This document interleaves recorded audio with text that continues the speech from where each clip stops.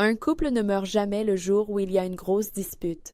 Il ne meurt pas le jour où il y a une tromperie. Il meurt bien avant. Il meurt dans un moment très précis. Et si tu es en couple, ce moment-là, tu l'as peut-être déjà vécu sans t'en rendre compte. Aujourd'hui, je vais te dire le vrai moment où un couple commence à mourir. Pas celui dont on parle sur Instagram, pas celui qu'on accuse à tort, le vrai. Le premier vrai moment où un couple commence à mourir, ce n'est pas quand on ne s'aime plus, c'est quand on n'ose plus parler. Au début d'une relation, quand quelque chose ne va pas, on parle, on explique, on se plaint, on insiste, parfois même, on crie. Pourquoi? Parce qu'on y croit encore. Mais écoute-moi bien, le silence n'est pas le signe que tout va bien. Le silence est souvent le signe qu'on est fatigué de se battre. Il y a un jour très précis, un jour où tu ressens quelque chose, mais tu ne le dis pas. Tu te dis « À quoi bon ?» Il, elle, ne va pas comprendre. On a déjà parlé de ça 100 fois. Et ce jour-là, sans t'en rendre compte, tu fais quelque chose de grave. Tu retires à ton partenaire le droit de te connaître vraiment. Tu continues à être là physiquement, mais émotionnellement. Tu recules. Quand on ne parle plus de ce qu'on ressent, la frustration s'accumule, les blessures restent ouvertes, les non-dits deviennent des murs, et le plus dangereux, c'est que le silence crée une fausse paix. Il n'y a plus de disputes, plus de cris, plus de conflits, mais ce n'est pas la paix, c'est une déconnexion. Un couple qui ne se dispute plus n'est pas forcément un couple mature. C'est souvent un couple où quelqu'un a abandonné intérieurement. Celui qui se tait ne va pas bien. Il pense « je fais des efforts, mais rien ne change. Je parle dans le vide. Je me sens seul, même à deux. » Alors il commence à se refermer, se protéger, se détacher. Pas par méchanceté, par survie émotionnelle. Tant que quelqu'un se plaint dans un couple, c'est qu'il espère encore. Le vrai danger commence quand il ne dit plus rien. Parce qu'à ce moment-là, l'amour n'est plus nourri, la connexion s'affaiblit, la rupture émotionnelle commence, et souvent, quand l'autre se rend compte que quelque chose ne va pas, il est déjà trop tard. Le silence n'est pas le calme, le silence est souvent la fin d'un combat qu'on a perdu à l'intérieur. Un couple ne s'effondre pas d'un coup, il s'use quand l'effort disparaît. Au début, faire des efforts, c'est naturel. Tu fais attention à tes mots, à ton ton, à tes gestes, pas parce que tu es parfait, mais parce que l'autre compte. Puis, doucement, quelque chose change. Tu réponds plus sèchement, tu écoutes à moitié, tu ne fais plus attention aux détails et tu te dis « je suis fatigué ». Je n'ai pas à faire semblant.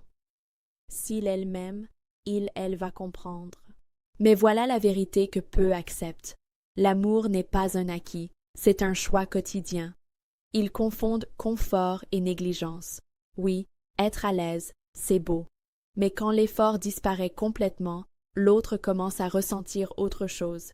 Elle ne se sent plus désiré, elle ne se sent plus important, elle ne se sent plus choisi. Et attention, ce n'est pas toujours dit à voix haute.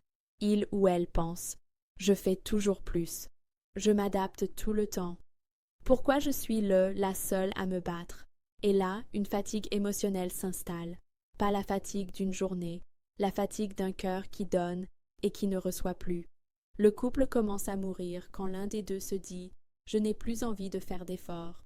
Parce que derrière cette phrase, il y a souvent de la lassitude, du ressentiment, un début de détachement. Et c'est là que l'autre peut, sans même le chercher, commencer à regarder ailleurs. Pas forcément pour tromper, mais pour respirer. Si tu fais moins d'efforts qu'au début, ce n'est pas parce que l'amour est mature, c'est parfois parce qu'il est négligé.